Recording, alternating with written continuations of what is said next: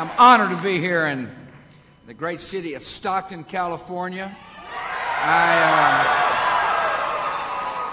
appreciate you coming to give me a chance to share with you some of my thoughts and concerns and hopes about our great nation. I appreciate you being here. I want to thank the mayor. My only regret is the mayor didn't take me down to Billy Hebert Field to see the team play.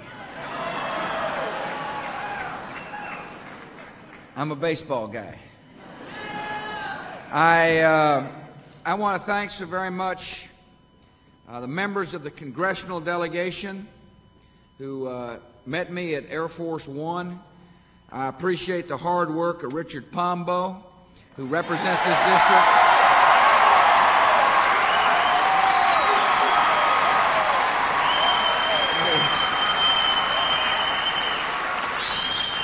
I was so pleased that he found a tie for this occasion.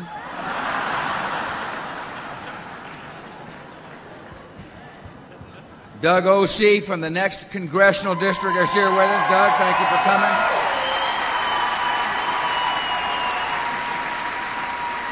These are two fine members of the United States Congress with whom I have good working relations, people with whom I can work to do what's right for the American people. I picked a fine cabinet. You need to judge a president based upon the people who he listens to. I listen to some mighty fine people. I really do. I've got great advice not only on the national security side, but also on the domestic side of my job. And I picked a neighbor, somebody from Compton, to serve in an incredibly important position, particularly for the folks in this part of the world, and that is to serve as our Secretary of Agriculture. Ann Veneman is doing a fabulous job.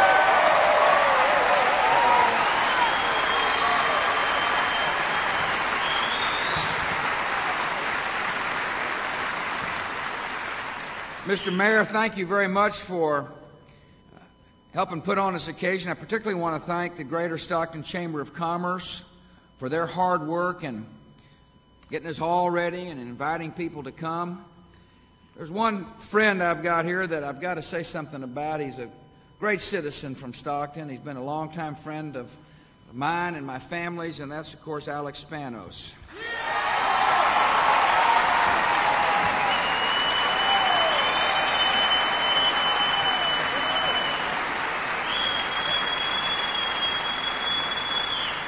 I like to be around optimistic people. It's important to stay in touch with those folks who are optimistic. Once again, he has told me that the San Diego Chargers are going to win the Super Bowl.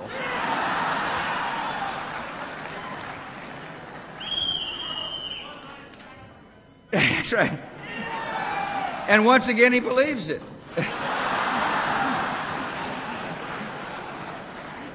Today at Air Force One, I met Malika Rashid. Where's Malika? Where is she? Oh, there she is. Thank you, Malika. She is a Freedom Corps volunteer. She volunteers for the country. In this case, she works for the California Conservation Corps, assisting in fire prevention cleanup projects. We need, by the way, to have a forest policy that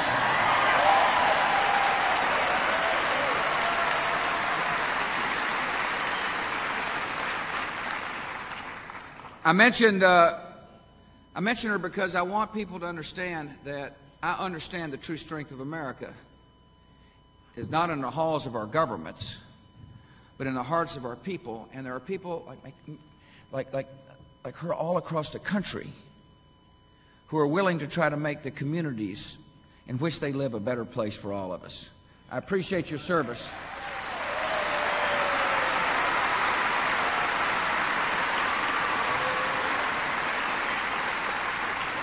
I also appreciate you working on fire prevention, and that's something the federal government needs to work on. Listen, we cannot allow our forests to become places where kindling piles up.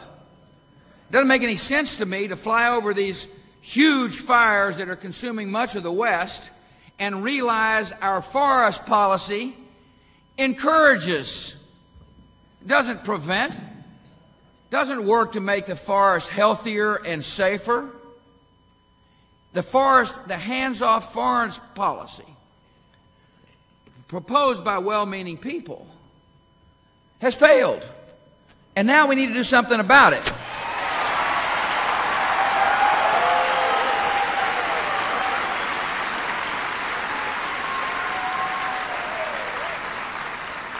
We've got a lot to do in this country.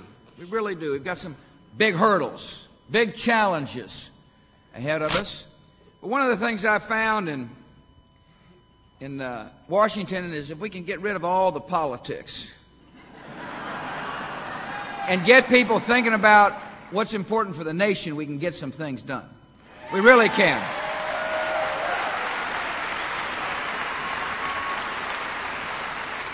Oh, I know we'll never get rid of all the politics, but at least we can get people thinking and setting the right priorities on behalf of the American people. That's one of my most important jobs. And we're making some progress. If you look at the record, when people decide to come together, we're doing some things right for the American people, starting with making sure the funding priorities of the government is to win the war on terror.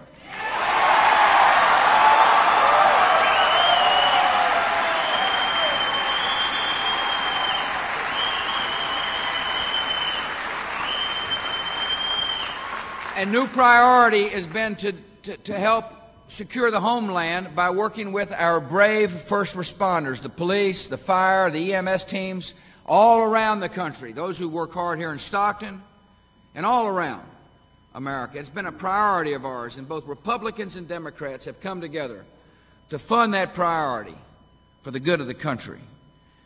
I propose some tough new standards for corporate reform. Like you all, I took a look out there and saw a problem. And the problem was we had some folks who were trying to fudge the numbers. We had some people who decided they weren't going to tell the truth when it came to their assets and liabilities, to the detriment of not only shareholder and employee, but to the country itself. You see, a few began to shatter the confidence of the American people. And so we decided to do something about it. Republicans and Democrats came together. I was honored and proud to sign the most comprehensive corporate reforms since Franklin Roosevelt was the president. This wasn't a Republican idea. It wasn't a Democrat idea.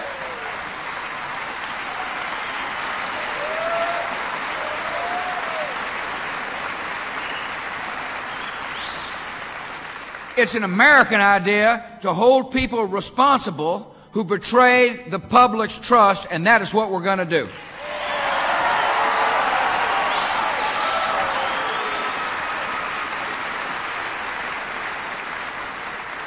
I remember giving a speech in New York about how I thought the corporate accountability bill ought to go. And at one point in the speech, I talked about the fact that our business schools don't teach right from wrong. They're unwilling to say to future business leaders there's a right way to deal with things and there's a wrong way. And I was lamenting that fact, and I called upon our business schools to show leadership and to teach future leaders, right from wrong. And I was working the rope line afterwards, and a fellow walked up who's a professor at a business school. He said, "Thanks for saying that, Mr. President. We needed to hear that." And a large guy, I assumed he was one of the construction folks that was there, one of the construction union leaders that was supportive of this initiative. He said, "If you want to teach them right from wrong, Mr. President, the best lesson you can send is put them in handcuffs."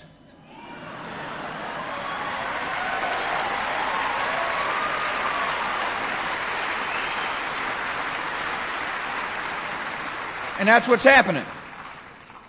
And that's what's happening. We cannot let a few, and I emphasize a few, set the tone for the many who are decent, honorable citizens of this country, who take care of their shareholders, who are good to their employees, who tell the truth. So we're working together. The other day I had the honor of signing a a bill that both Republicans and Democrats supported that gives me the capacity to open up markets for U.S. goods. Here's my attitude about trade. If you're good at something, you ought to promote it. If you're good about, if you're good at growing crops, you ought to figure out how to sell more of the crops. And we're the best in the world at farming and ranching.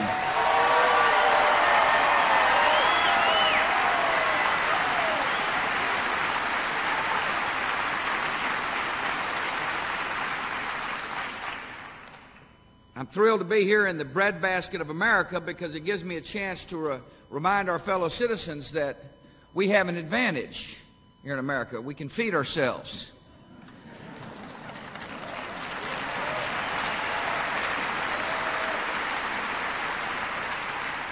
And we've always got to be able to do that. It puts us in it gives us a strategic advantage, a strategic edge. Imagine if we were going around the world asking for food. Put the president in a pretty tough position. They may want to bargain a little high. But fortunately, we can feed ourselves, and not only that, we produce more food than we need because we're good at what we do. And therefore, it makes sense on behalf of the producers to open up markets. We ought to be feeding the world. Where people are hungry, they ought to be eating American food. We ought to be knocking down those tariffs and those barriers. We ought to be leveling the playing field, and that's precisely what I'm going to do with my new authority.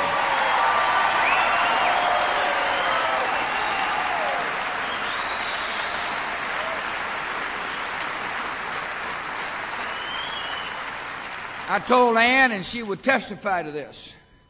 And I told Zellick, who's our trade man, I said, I don't want our agriculture producers to be shunted aside when it comes to opening up markets. As a matter of fact, when you're good at something, it ought to be the cornerstone of your policy.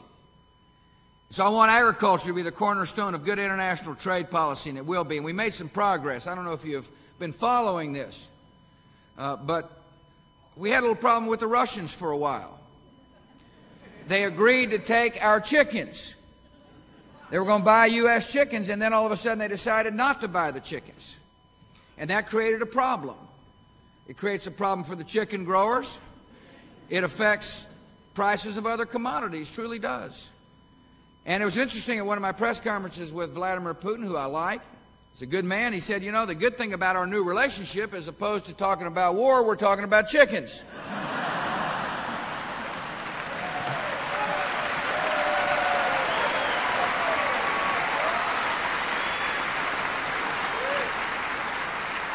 But I want the agricultural folks here to understand, we talked about chickens up until yesterday when Secretary Veneman announced an agreement with the Russians that they're going to take U.S. chickens. They're going to honor their obligations.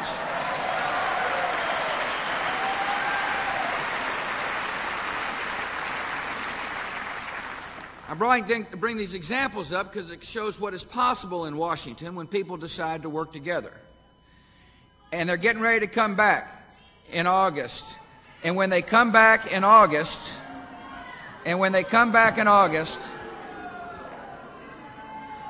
when the Congress comes back after their August break, I hope they keep in mind the fact that we need to continue to work together on behalf of the American people. We need to work in mind.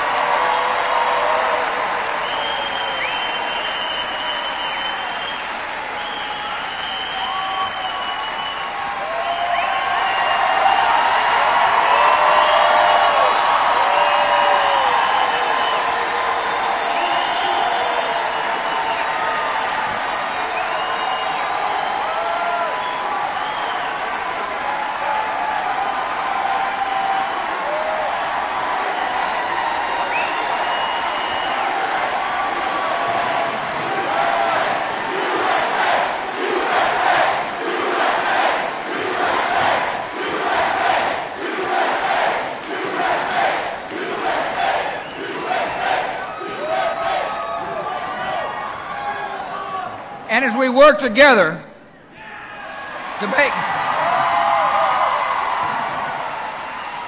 make America more secure, we must do so on three fronts. We must work together to make sure that there's economic security. We must work together to make sure there's homeland security.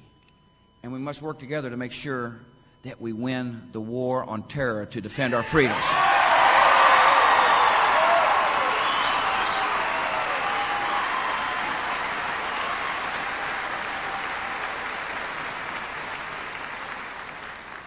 I hosted some folks down to Waco, Texas, middle of Texas, in the middle of August. They obviously had something on their mind. And it was a really interesting forum to hear from people from all walks of life talk about the difficulties they face, the hurdles they face to create jobs. And that's what I'm interested in. When I hear somebody who wants to work can't find a job, I view that as a problem. It concerns me. I want people to be able to find work. That ought to be the cornerstone of any good economic policy. And so part of what Congress needs to do is to get together and work on ways to make sure that there's economic security for the American people. The platform for growth is good. Just is. We've had problems, no question. When we came in, there was a recession. History shows that for the first 3 quarters of my presidency, we were in negative growth. The next 3 quarters have been positive growth, which is good news for the American people.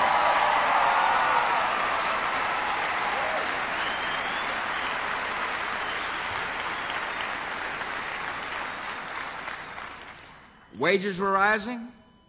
The productivity of the American worker is the strongest in the world.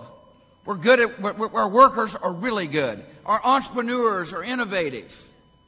We've got a good tax base. Good monetary policy. Interest rates are low. And so we've got the foundation for growth. But I'm not content with our progress. And here are some things I'd like to see done. First, I can't tell you how strongly I feel and passionately I feel about the need to make the tax cuts that we passed permanent.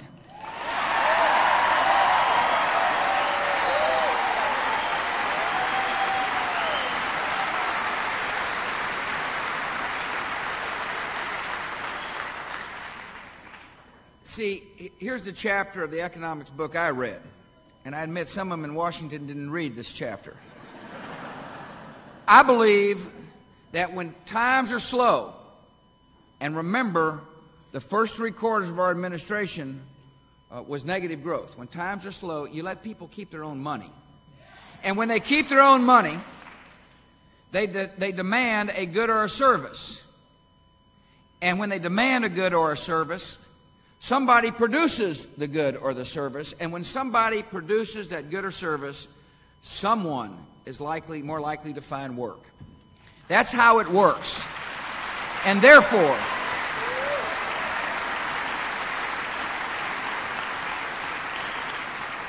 the tax relief happened at the right time.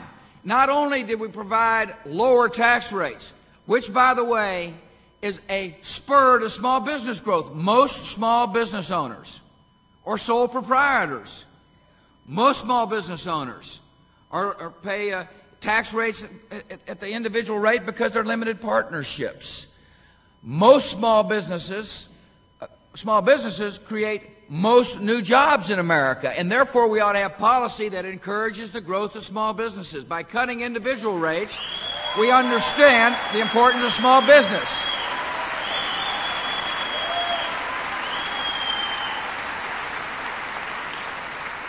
And not only that, we put the death tax on the road to extinction. The death tax is a bad tax.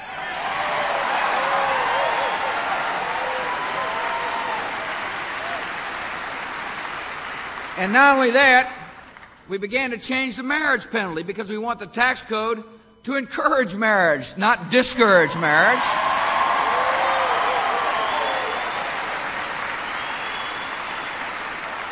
But here's why I bring up the issue. Because of a quirk in the Senate law, all the work that we did reverts back to normal in 10 years. Normal being what it was prior to the tax relief. In other words, it's kind of hard to explain. But you get tax relief and you don't get tax relief, see? It stays in place for 10 years and then it goes away. And so Congress, both Republicans and Democrats, have got to understand, for the good of the economy, we need some permanency.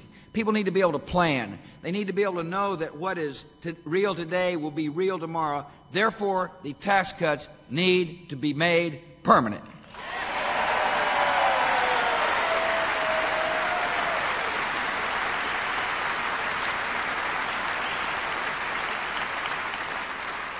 We got a problem when it comes to construction here in America because many folks cannot get insurance to cover losses from a potential terrorist attack. There's about $8 billion worth of projects that have been put aside because people can't get terrorism insurance. That means we got some hard hats here in America who aren't working, who should be working.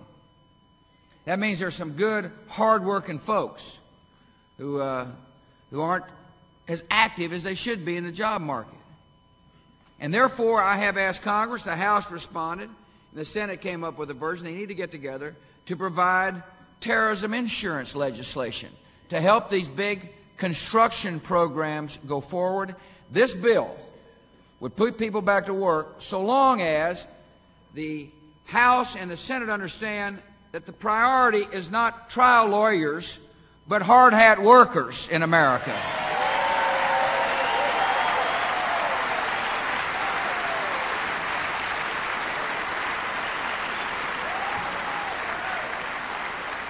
Congress, when they get back, needs to give me an energy bill. In order for the economy to be strong, we got to have an energy plan.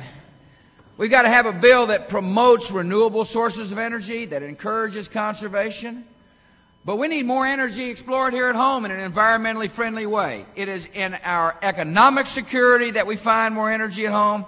It is in our national security that we become less dependent on foreign sources of crude oil.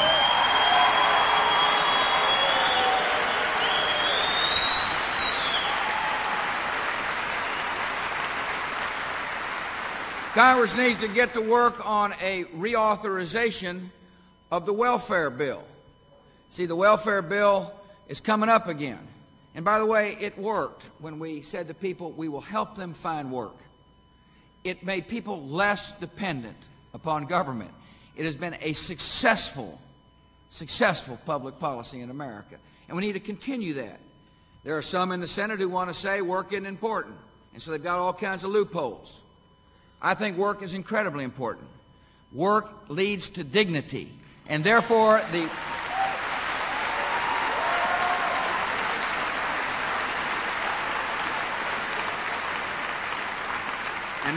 need to get me a welfare bill like the House bill that says we're going to help people help themselves by finding work. That's what we're going to do. We're going to train people for jobs, but we're going to insist that they work in return for help.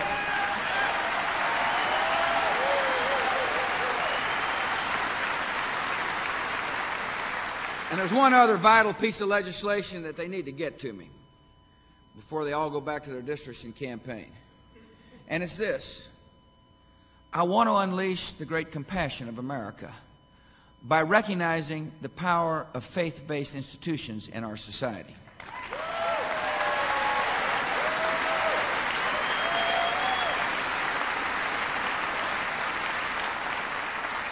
I asked the question, does it work? That's what I ask. Does it work if somebody's heart is changed and therefore they get off alcohol and drugs? Does that work? And if it does, our government ought not to fear programs based upon the capacity to change somebody's heart. As a matter of fact, we ought to welcome those programs.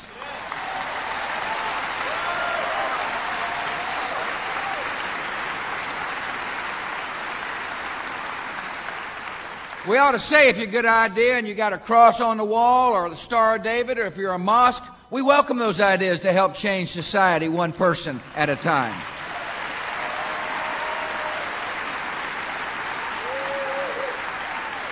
We'll never fund religion. Of course, we're not going to fund religion. That's not the purpose. But we want to help people. And we should not discriminate against programs which have the capacity to help save lives. When we save a life in America, we make America a better place for all of us.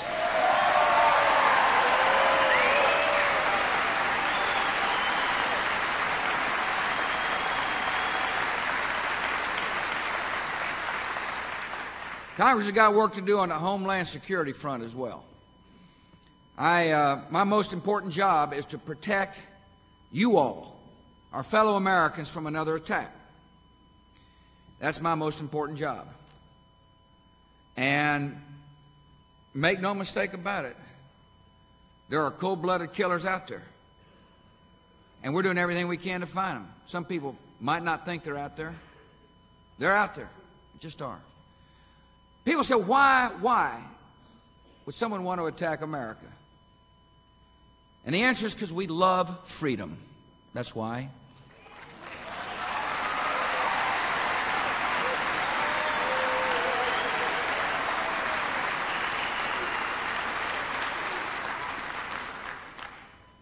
They hate us because we value each life.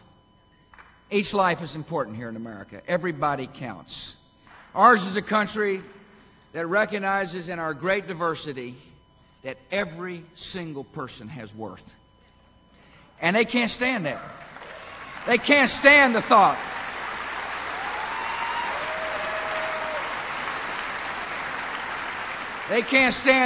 of a nation which recognizes that people can worship an almighty God in different ways, that we welcome that type of diversity in America, that we love that freedom.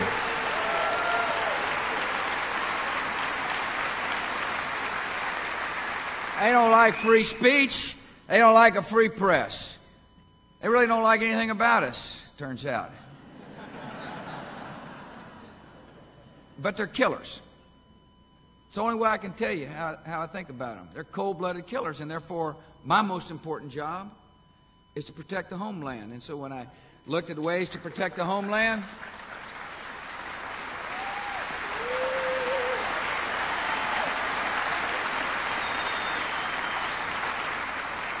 I realized when I looked at our homeland security there in Washington, we got over 100 agencies that have something to do with protecting the homeland. And they're scattered everywhere. In order to set the number one priority of these agencies to be the Homeland Defense, I decided to create a Department of Homeland Security with a new cabinet secretary. I did that not to create the size of government, but to make the government work better. I did it to be able to start changing cultures within agencies. I did it to make sure that agencies had that number one priority, so that I could report back to the American people that we're doing everything we possibly can do. And the House of Representatives passed a good piece of legislation for which I'm grateful. The Senate is now wrestling with it. And I got some problems with how they're wrestling with it. You see, I need to be able, and my secretary needs to be able to move people to different agencies if need be to protect America. We need to put people in the right place at the right time. I'll give you an example. We got to know who's coming into the country, what they're bringing into the country, and whether or not they're leaving the country.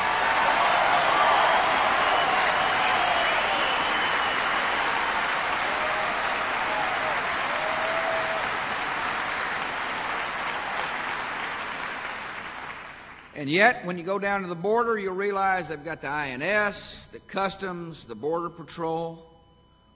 We got to be able to have the same strategy, the same culture. We don't need three competing agencies. We need to figure out how to bring people together to accomplish the objective. And that means we need some flexibility. Yet, when you look at the Senate bill, it sounds like they're more interested in special interests. They've got lobbies in Washington, not the people. They're more interested in having micromanaging the department. They're more interested in protecting their turf than giving us the flexibility to do what it takes to protect the American people.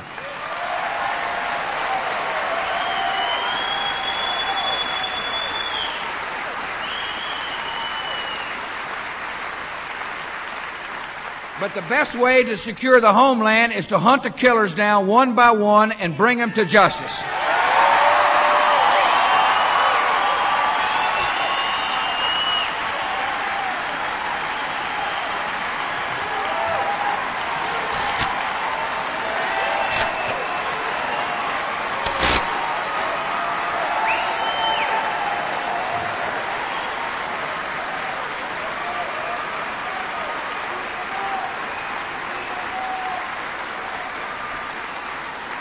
And so the first order of business for both Republicans and Democrats when they get back to Washington is to get the defense appropriations bill on my desk as soon as possible. They ought not to play politics with defense appropriations at this time in American history.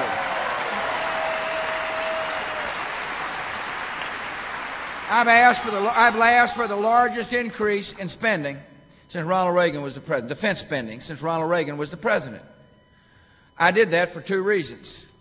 One, anytime we commit our military into harm's way, they deserve the best training, the best pay, the best possible equipment.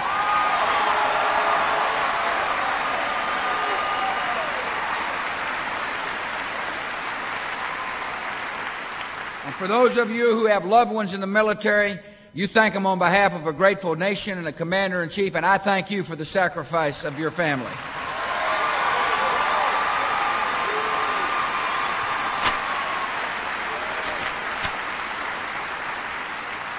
And secondly, the defense increase sends a clear signal to friend and foe alike that when it comes to defending our freedom, we're in this for the long haul. You see, there's not a calendar on my desk in Washington that says, now time to quit. That's not the way I think. I believe history has called us into action. History has put the spotlight right here on America. History will determine whether or not we understand the value of freedom, the necessity to keep a vast coalition together, to make the world more peaceful. See, that's my goal. My goal is for there to be a peaceful world. Now, there's going to be some steep hills to climb because this is a different kind of war. It's not the kind of war that many of our veterans fought in. You know, it's not the kind of war we could measure infantry brigades marching across plains or squadrons of aircraft. We can't count the enemy's aircraft. We don't know how many foot soldiers they have. That's not the kind of war. Remember, these are the commanders who hide in caves and send their youngsters to their death. That's the kind of enemy we fight. So we've got to think differently, which means we've got to use all intelligence at our disposal. We've got to make sure that we continue to talk with our friends and allies, that when they know something, we need to know it. And when we have learned something, we will share it with them. It means we need diplomatic pressure. It means we've got to be bold enough to enforce the doctrines. When I say if you harbor a terrorist, you're just as guilty as a terrorist, I mean it.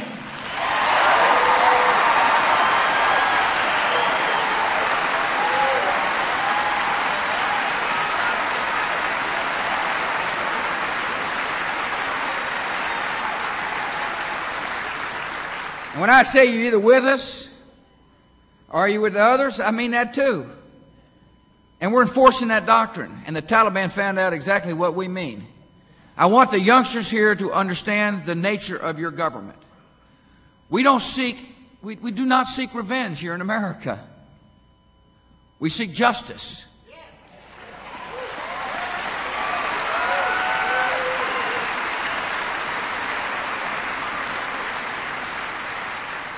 We don't want to conquer anybody. That's not the way we think. We want to liberate people. See, we believe every life matters. It doesn't matter whether it's an American life. Every life counts. And so when we liberated Afghanistan from the clutches of the barbaric regime called the Taliban, young girls, many young girls went to school for the first time. No, this great country.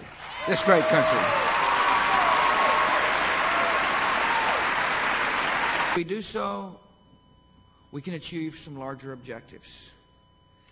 And by the way, there is another objective that we've just got to keep in mind for the sake of our children and their children. We cannot allow the world's worst leaders to harbor and develop the world's worst weapons to hold those of us who love freedom hostage. We must not do that.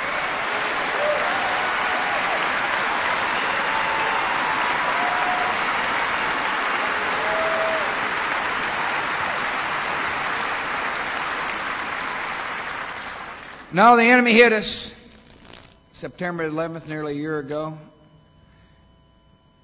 And I just can't imagine what was going through their mind. they said, well, this nation's not going to do anything. It's so materialistic, so self-absorbed, and so selfish that they might file a lawsuit or two. But that's all they'll think about doing. You know, they'll kind of crumble under their own greed and their own self-centered attitude about life. They didn't know who they were hitting, though, did they?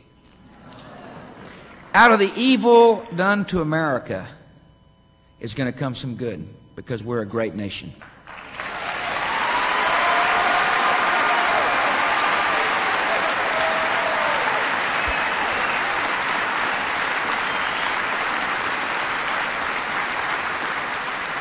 We can achieve peace.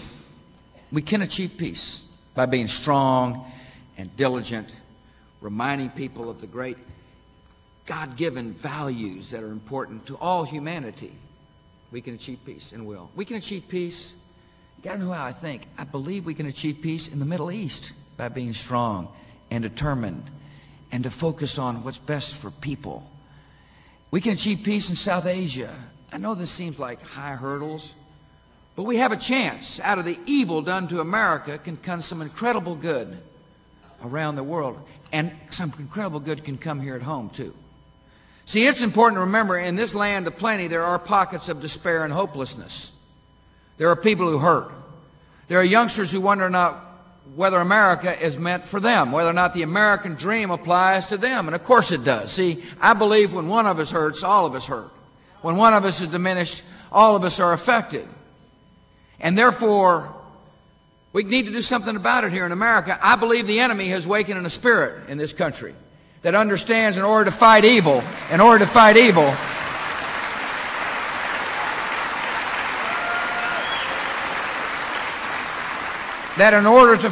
you can do so by loving your neighbor just like you'd like to be loved yourself. And that's happening.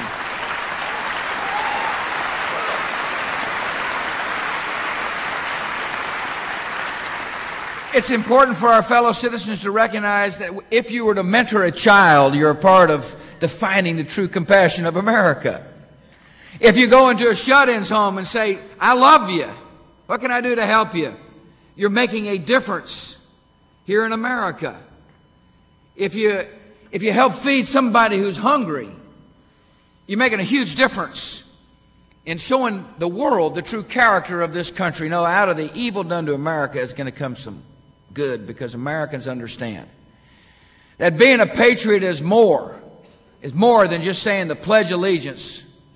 Being a patriot is serving something greater than yourself. We learned that lesson most profoundly on September the 11th, when citizens were flying across the country, or thought they were, on Flight 93. They realized their airplane was going to be used as a weapon to take life, perhaps in the nation's capital. They were on the phones, and they told their loved ones they loved them. They used the word love. They said a prayer. One guy said, let's roll.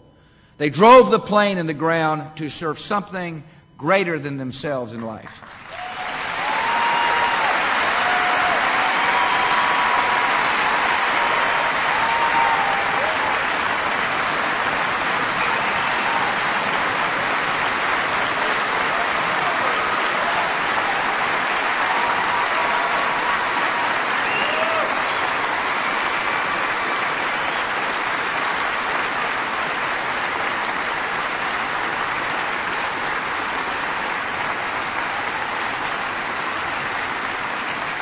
It is that spirit of serving something. It is that spirit that recognizes while one of us can't do everything, each of us can do something, one thing, to help change America one heart and one soul and one conscience at a time. No, out of the evil done to America is going to come great good, because this is the greatest nation on the face of the earth, full of fantastic, compassionate, decent fellow citizens. May God bless you all, and may God bless America.